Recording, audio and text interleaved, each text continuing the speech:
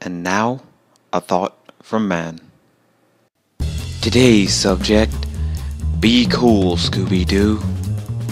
You know, I really wanted to hate this show. I truly wanted to hate this show. I mean, just the name of it suggested I was gonna hate this show. But after watching the first episode, I can honestly say it's good. I mean it. It's a good show. It's funny. It's enjoyable. It seems a bit more timeless in how it does everything. So, yeah, it's a good show.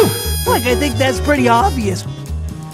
Which is honestly a surprise. I mean, with the name Be Cool Scooby-Doo, that just kind of screams, oh, they're gonna try to make Scooby a cool guy or something, aren't they?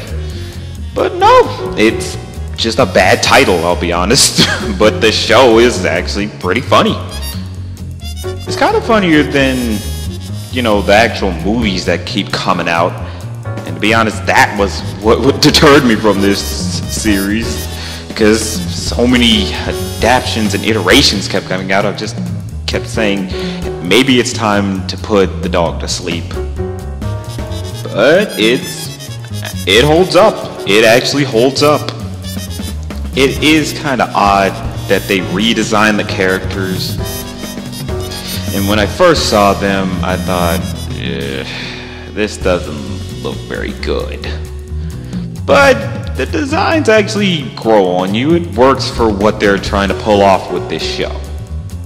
The comedy, it's very reminiscent of Phineas and Ferb. And to be honest, it's not surprising since people who've previously worked on Phineas and Ferb are working on this series. Light it up!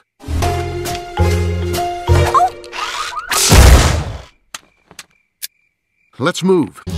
Producer Zach Moncrief, who also worked on Brickleberry, so some of that humor is also kind of here, except it's, you know, not stupid, gross, random humor. Granted, it can be random at times, but it still works a lot better here because the segues seem a lot more connected than Brickleberry. So, yeah, the humor, it's nice and funny. It's very nice and funny than most other adaptations that I've seen from Scooby-Doo.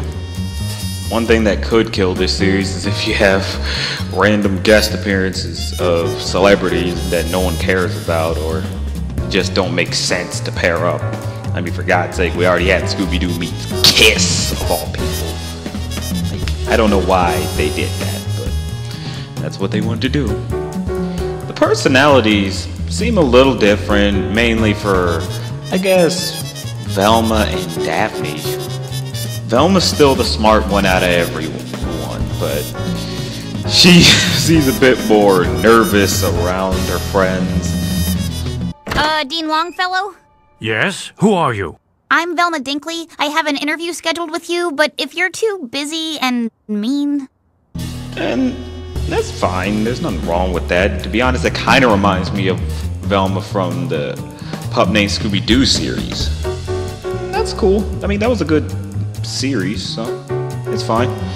Daphne had the biggest personality change. I mean, she's the one that really brings off some random humor. I mean, she, for some reason, has a fascination with puppets out of nowhere. My puppet of me's puppet of me has a puppet of me, and so on. But I guess it's just for the one episode. But it's actually kind of funny, and to be honest, it puts a little more character to her, making her a bit of a crazy, weird girl. And she seems like the one that helps balance out the team whenever they start butting heads. So that's actually kind of a nice thing that they brought to the character. Wait a second, you're missing the whole point about it.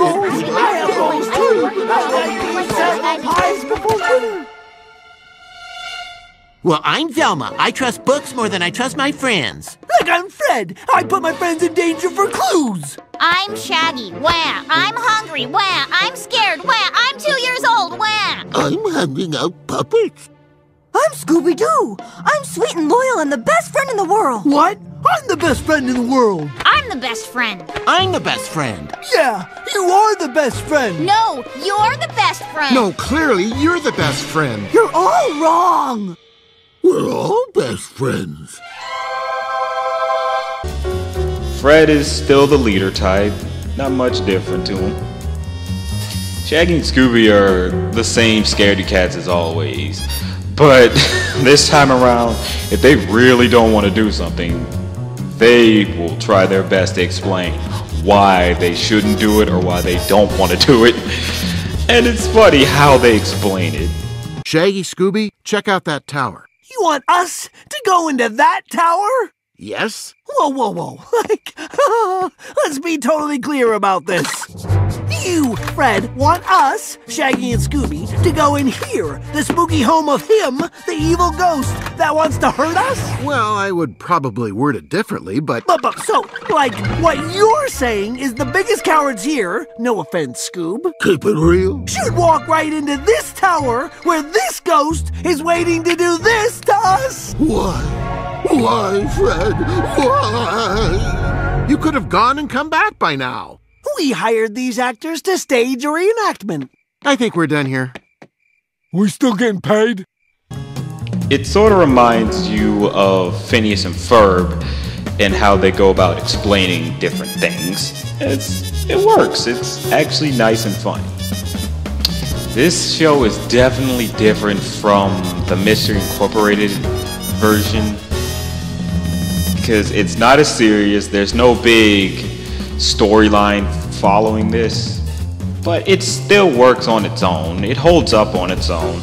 It's funny, it's nice, the characters are great, the comedy is nice. There's only one place I'm sure I belong, with my friends. Ah, yes, friends. I wish I had some of those. I'm uncomfortable. So, yeah, I'm not gonna knock this one. I really wanted to hate this, but I'll be honest, I truly can't. It's great. I like it. Yes, very comforting. If you're gonna hate it because it's not like this one adaptation of Scooby-Doo, then maybe you shouldn't be watching a lot of these adaptations at all, because then you're always gonna keep comparing it instead of seeing does it hold up on its own merit. To me, it's a great show. It's funny. It's less dramatic. The characters are great. Personalities are great. It's a worthy adaptation among all the others. But that's just a thought.